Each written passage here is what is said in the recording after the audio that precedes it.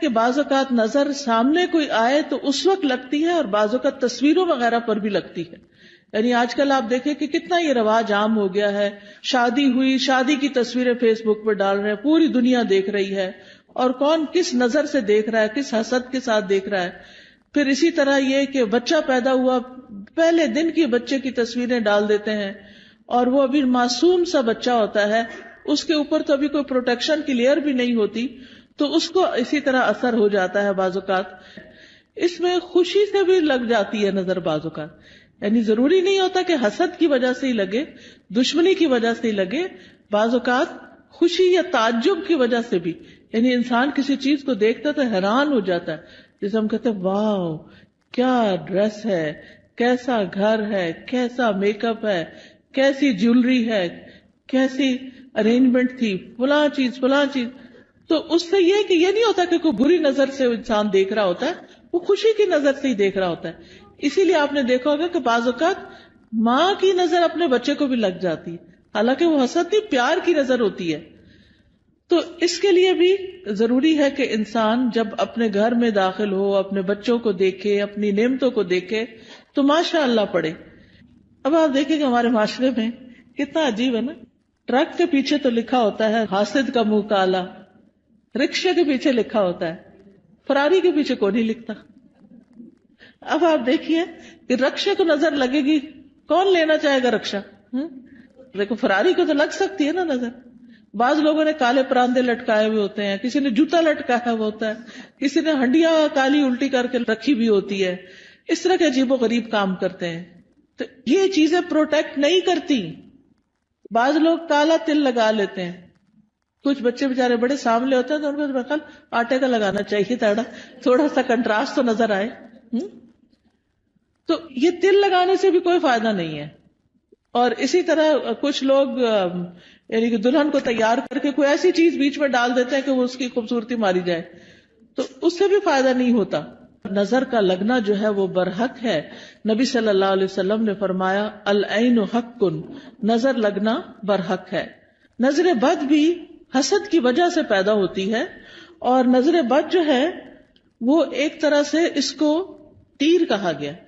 یعنی جس طرح فزیکل تیر ہوتے ہیں، ایسے ہی جو حاسد جس کے دل میں بغض اور شر ہوتا ہے، اس کی نگاہوں سے کچھ ایسی ریز نکلتی ہیں جو جا کر اس شخص کے اوپر اٹیک کرتی ہیں جس سے وہ حسد کر رہا ہوتا ہے. اگر محسود جو ہے یعنی جس سے حسد کیا جاتا ہے اس کی پروٹیکشن ہو چکی ہو، جیسے نماز کے ذریعے، دعاؤں کے ذریعے، اذکار کے ذریعے، اور خاص طور پر معوذتین جو ہیں قل اعوذ برب الفلق، قل اعوذ برب الناس، اس کے ذریعے، تو پھر وہ تیر جو ہے وہ وہیں جل بھن جاتے ہیں، وہ اثر نہیں کرتے. لیکن اگر وہ شخص نعمتیں پا کر اللہ کا شکر گزار نہیں، اپنی عبادت کا دھیان نہیں رکھتا، تو وہ تیر جو ہے اس کو جا لگتے ہیں، اور پھر ایسی بیماریوں کا سبب بن جاتے ہیں جن کا ریزن پتہ نہیں چلتا، اور انسان مسلسل تکلیف میں مبتلا رہتا ہے. پھر اسی طرح نبی صلی اللہ علیہ وسلم نے فرمایا کہ ہر نعمت والے سے حسد کیا جاتا ہے. تو جب تم اپنے کو منصوبے بناؤ تو رازداری سے کام لو.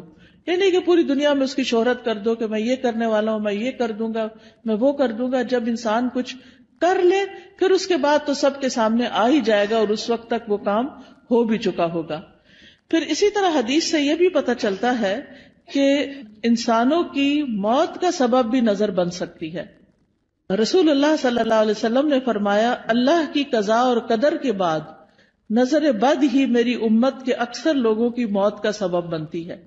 یعنی بہت سے لوگوں کو بظاہر کوئی بیماری نہیں ہوتی، اچانک کوئی ہارٹ اٹیک ہو جاتا ہے، اچانک کوئی برین ہیمریج ہو جاتا ہے، اچانک ہی کوئی مصیبت آ جاتی ہے، تو اس کے پیچھے بھی نظر بد ہو سکتی ہے. اسی طرح جانوروں کی موت کا سبب بھی بن سکتی ہے. نبی صلی اللہ علیہ وسلم نے فرمایا نظر بد آدمی کو قبر میں اور اونٹ کو ہانڈی میں پہنچا دیتی ہے. یعنی بعض جانوروں کو جب نظر لگتی ہے تو تڑپ اٹھتے ہیں اور کھڑے کھڑے گر کے ختم ہونے لگتے ہیں، تو ان تک بھی یہ اثرات پہنچتے ہیں. تو نظر بد کا ایک سبب جو ہے وہ حسد ہے. اور پھر اسی طرح یہ ہے کہ دونوں کے واقع ہونے کی جگہ جو ہے، یعنی حسد دل میں ہوتا ہے اور پھر دل سے نگاہ تک اور زبان تک آتا ہے، اور بعض اوقات نگاہ سے انسان دوسرے کو نقصان دیتا ہے اور بعض اوقات زبان سے دیتا ہے. یعنی حاسد جو ہوتا ہے وہ بیٹھ کے دوسرے کی چغلی غیبت کہیں نہ کہیں کچھ نہ کچھ کرتا ہی چلا جاتا ہے. پھر اسی طرح آپ دیکھیں کہ انسانوں کی نظر بھی لگتی ہے اور جنات کی نظر بھی لگتی ہے. یہ بھی ہمارے دین نے ہمیں بتایا ہے. اور حدیث سے پتہ چلتا ہے نبی صلی اللہ علیہ وسلم انسانوں اور جنوں کی نظر سے پناہ مانگنے کے لیے مختلف دعائیں پڑھا کرتے تھے. پھر جب یہ معوذتین نازل ہوئی تو آپ صلی اللہ علیہ وسلم نے باقی چیزیں پڑھنی چھوڑ دی اور صرف معوذتین پڑھتے تھے. یعنی قل اعوذ برب الفلق اور قل اعوذ برب الناس، اور اس سے علاج کیا کرتے تھے. اور پھر یہ ہے کہ جن جو نظر لگاتے ہیں وہ انسانوں کی نظر سے بھی سخت ہوتی ہے. اور انسان تو ہمیں نظر بھی آ جاتے ہیں جب ہمیں پتہ چلتا ہے کہ فلاں شخص جو ہے وہ ہم سے حسد کرتا ہے یا ہمارے بارے میں اس طرح سمجھتا ہے، تو ہم اس سے بچنے کی بھی کوشش کرتے ہیں جتنے حد تک بچ سکیں. لیکن جن تو ہمیں نظر بھی نہیں آتے، ان سے کیسے بچ سکتے ہیں؟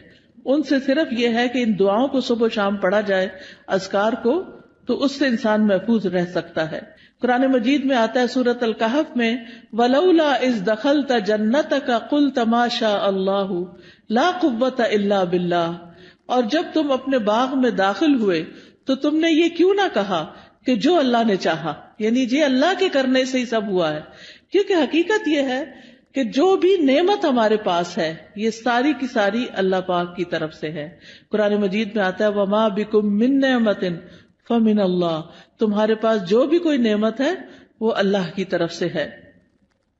ابن حجر کہتے ہیں نظر کبھی خوشی اور تعجب کی صورت میں بھی لگ جاتی ہے، اگرچہ وہ کسی محبت کرنے والے کی طرف سے ہو، اور کبھی وہ کسی نیک آدمی کی طرف سے بھی ہو سکتی. یعنی نیک آدمی کسی کی نیکی پر خوش ہو رہا ہے تو اس سے بھی ہو جاتا ہے. تو جب کسی کی کوئی چیز دیکھیں تو فوراً برکت کی دعا دے کہ اللہ ان کو برکت دے.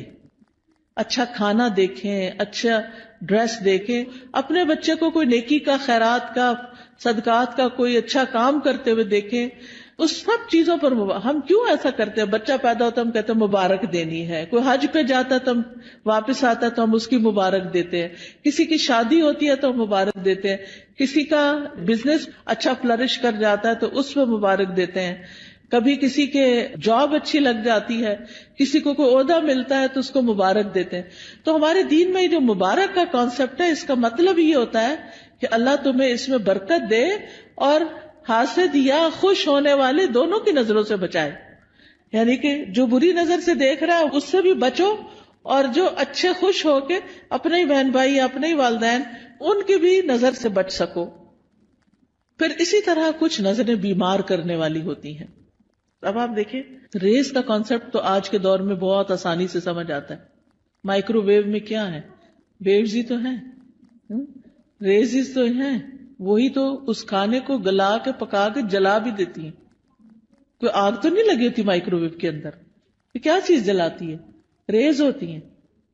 اسی طرح آپ دیکھیں ہمارے یہ ٹیلی فون وغیرہ ہیں، ان کے اندر سے بھی ریز نکلتی ہیں. تو اگر نان لیونگ تھنگس کے اندر سے ریز نکل رہی ہیں تو لیونگ تھنگس کے اندر سے بھی ریزز نکلتی ہیں. انسانوں کی آنکھوں سے بھی ریزز نکلتی ہیں، ان کے بھی اثرات ہوتے ہیں، اور وہ بعض اوقات دوسرے کی روح کو بیمار کر دیتے ہیں. حضرت ام سلمہ کے پاس ایک لڑکی تھی جو پیلی زرد پڑی ہوئی تھی، تو نبی صلی اللہ علیہ وسلم نے فرمایا کہ اس کو نظر لگی ہے. آپ نے بتایا کہ اس کی رنگت کیوں تبدیل ہو گئی ہے؟ اس کو نظر لگی ہے تاکہ اس کا علاج کیا جائے. بعض اوقات انسان کے جسم کے صرف کسی ایک حصے کو لگتی اور وہ حصہ بیکار ہو جاتا ہے. پھر اسی طرح بعض نظریں جو ہیں وہ آگ والی ہوتی ہیں، ان کو ناری نظریں کہتے ہیں. پھر اسی طرح یہ یاد رکھیے ایک بات کہ جو ہوتا ہے اللہ کے اذن سے ہوتا ہے، یعنی اس بندے کے اندر کوئی طاقت نہیں. اور اگر کوئی بندہ کہے کہ میں فلاں کو نظر لگانے لگاؤں تو نہیں لگا سکتا. اچانک لگ جائے اور بات ہے، خود سے کوئی نہیں لگا سکتا، کیونکہ اس میں بھی جو ہوتا ہے اللہ کے اذن سے ہوتا ہے. کیونکہ ہم فوراً لوگوں کو بلیم کرنے لگتے ہیں، وہ فلاں آئی تھی نا اس لیے یہ ہوا ہے، فلاں نے ایسا کیا، فلاں وہ تو ایک سبب بنا. تو لوگوں کو بلیم کرنے کی بجائے یہ سوچے یہ میری تقدیر میں تکلیف لکھی تھی اس لیے آ گئی. تیسرا بڑا سبب اذکار اور تلاوت قرآن اور نمازوں کی پابندی نہ کرنا، اس سے نظر لگتی ہے، اس سے یہ شیطانی اثرات حملہ آور ہوتے ہیں. کیونکہ ذکر جو ہے اللہ کا، یہ ایسے ہی ہے جیسے قلعہ ہوتا ہے. جب انسان ذکر کرتا ہے تو وہ قلعے کے اندر چلا جاتا ہے، اور پھر قلعے کے باہر جو بھی دشمن ہوتا ہے وہ اس کے اوپر قابو نہیں پا سکتا. پھر اسی طرح امتحان اور آزمائش ہے انسان کی، کہ دنیا میں انسان آیا ہے. دنیا پھولوں کی سیج نہیں ہے، یہ دنیا امتحان کے لیے ہے، آزمائش کے لیے ہے. تو ہر انسان کسی نہ کسی طرح ایک امتحان میں مبتلا ہے، ایک آزمائش میں مبتلا ہے. تو اس کے لیے کیا کرنا چاہیے کہ انسان اللہ کی طرف رجوع کرے. تو یاد رکھیے کہ جب نظر لگتی ہے تو اس کے کچھ علامتیں ہوتی ہیں، کچھ جسمانی علامتیں ہیں. چہرے پہ دھبے پڑ جانا، جیسے چھائیاں سے نہیں پڑ جاتی، یہ بھی بعض اوقات نظر کی وجہ سے ہوتی. پھر بچوں کا بلا وجہ روتے جانا. حضرت عائشہ کہتی ہے کہ ایک مرتبہ نبی صلی اللہ علیہ وسلم تشریف لائے تو ایک بچے کے رونے کی آواز سنی. آپ نے فرمایا تمہارا یہ بچہ کیوں رو رہا ہے؟ کیا تم نے اس کو نظر بد کا دم نہیں کیا؟ کئی دفعہ ہوتا ہے نا، بچے نے کھایا پیا سویا آرام کیا، سب کچھ کیا ہوتا ہے، لیکن وہ چین ہی نہیں پکڑ رہا ہوتا. ماں بہلا بہلا کے آخر بازو کا دیکھا ہوگا ماں کو ایک دو لگاتی ہے اور بیڈ پہ ڈال دیتی ہے، چلو رو لو پھر جتنا رونا ہے. حالانکہ وہ بیچارہ کسی تکلیف میں مبتلا ہوتا ہے. اس وقت اس پہ سورت فاتحہ پڑھ کے دم کرنا چاہیے، کیونکہ وہ ڈسٹرب ہوتا ہے.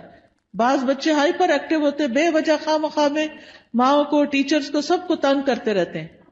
تو ایسے بچوں کا بھی علاج کرنا چاہیے، صرف دوا سے نہیں بلکہ دم وغیرہ سے بھی.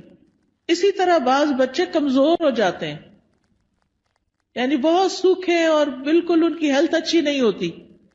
تو آپ نے حضرت اسماء بنت امیس سے کہا کہ میں اپنے بھائی کے بچوں کو دیکھتا ہوں، جعفر جو کزن تھے آپ کے، کہ ان کے جسم بڑے دبلے پتلے ہیں، کیا ان کو فقر و فاقہ ہے، کھانے کو نہیں ملتا؟ تو حضرت اسماء کہتی ہے نہیں، ان کو نظر بہت جلدی لگ جاتی ہے. آپ نے فرمایا انہیں دم کرو.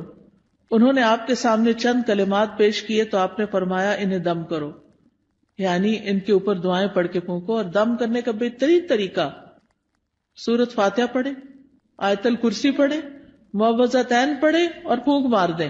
کسی راکی کے پاس جانے کی بھی ضرورت نہیں. ہر ماں کو طریقہ آنا چاہیے کہ کس طرح کرنا ہے.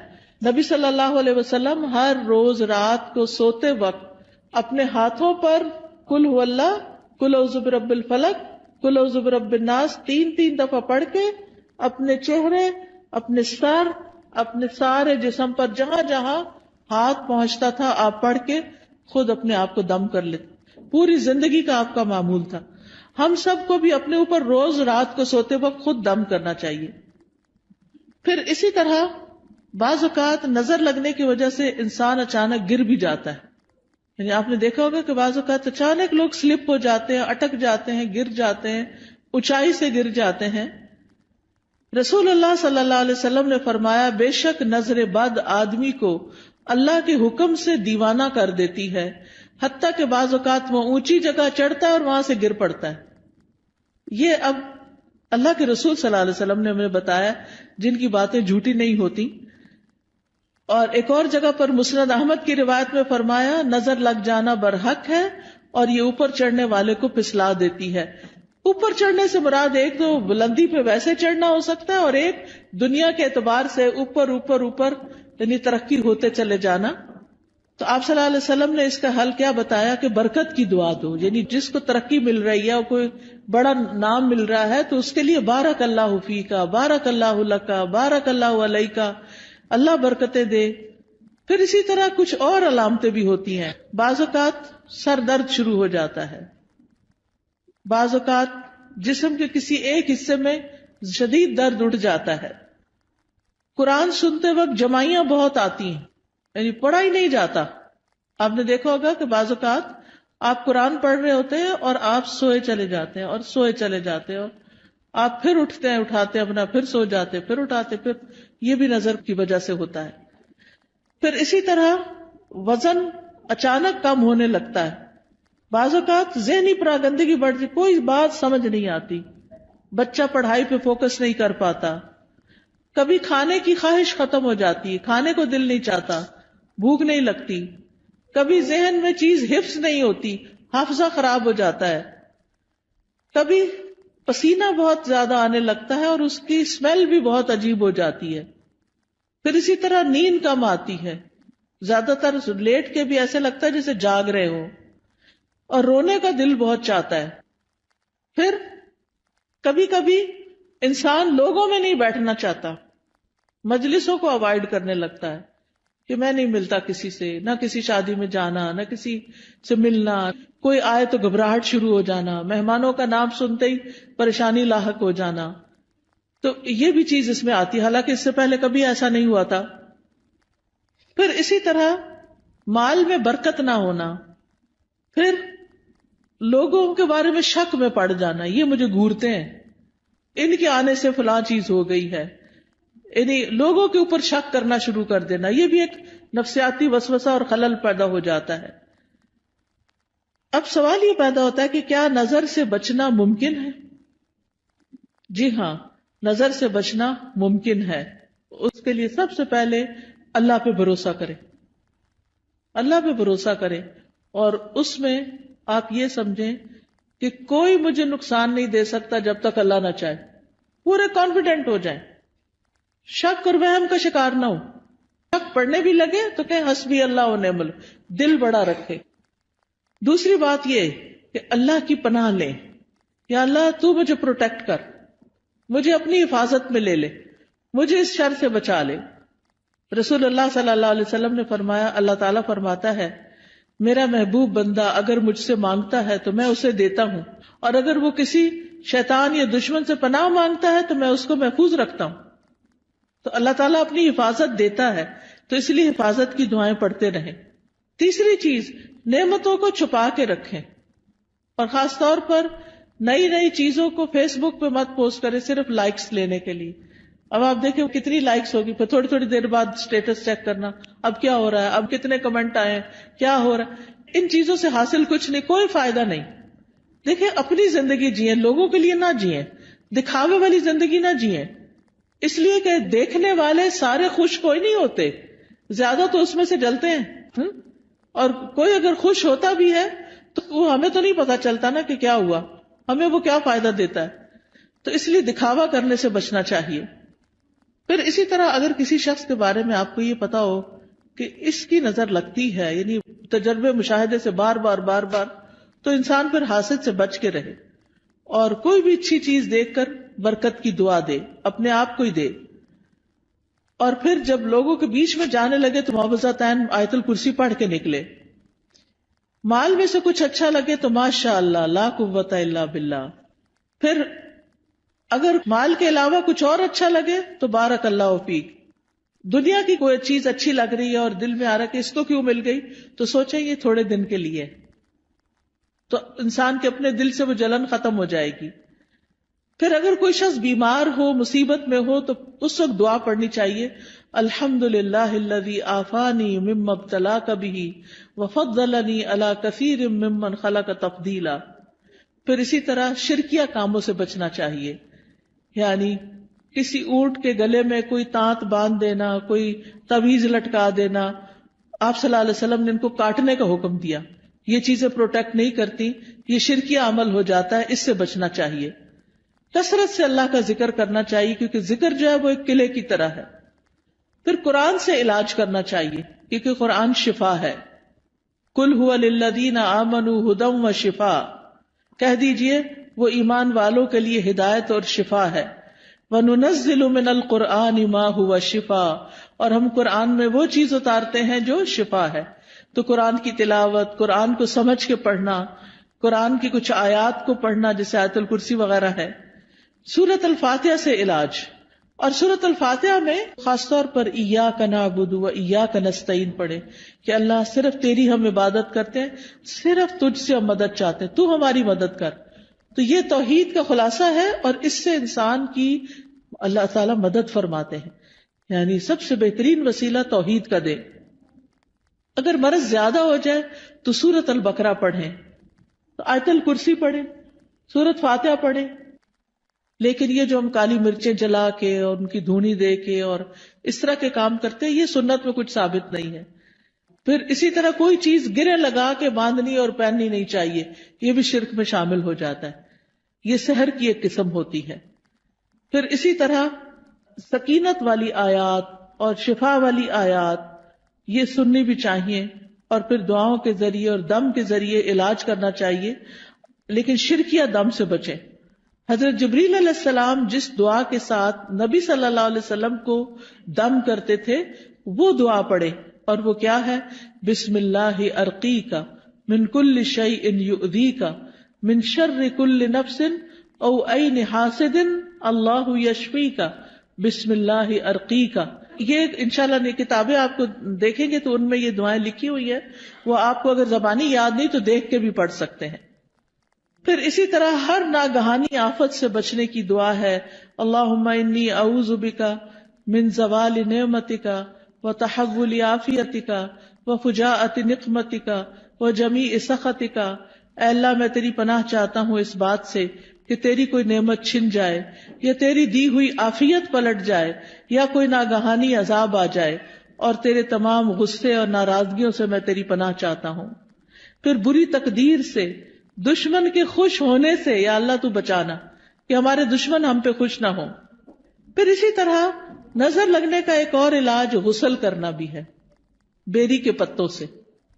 پھر اسی طرح یہ کہ جس کی نظر لگی ہو اس کا وضو کا پانی لے کے اس کو بھی جسم پر ڈالیں تو اس سے بھی نظر دور ہوتی ہے.